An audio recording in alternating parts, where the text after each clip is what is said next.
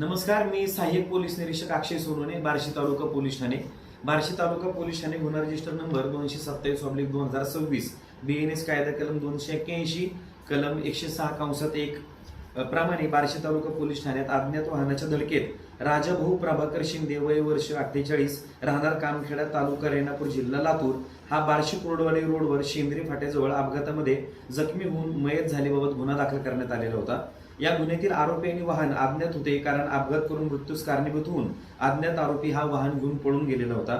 सदर गुन्ह्याच्या तपासाच्या अनुषंगाने माननीय वरिष्ठ पोलीस अधिकारी सोलापूर ग्रामीण जिल्हा पोलीस दल यांनी सदरचा गुन्हा उघडकीस आणण्याबाबत आम्हाला सूचना दिलेल्या होत्या.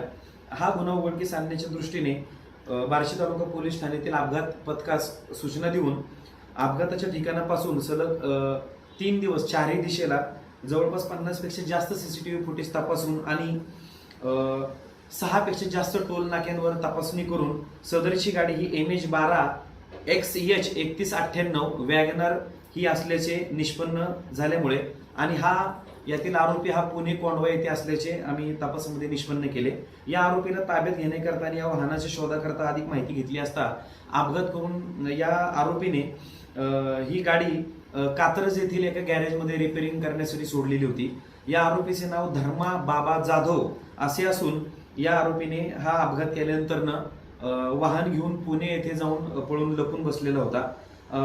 तांत्रिक विश्लेषण त्याचबरोबर 50 पेक्षा जास्त CCTV फुटेजची तपासणी, सलग 3 दिवस तपास आणि 6 पेक्षा जास्त टोल नाक्यांवरून या गाडीचा आम्ही तपास केलेला आहे आणि या आरोपीला पुढील तपासकामी आम्ही ताब्यात घेतलेला आहे.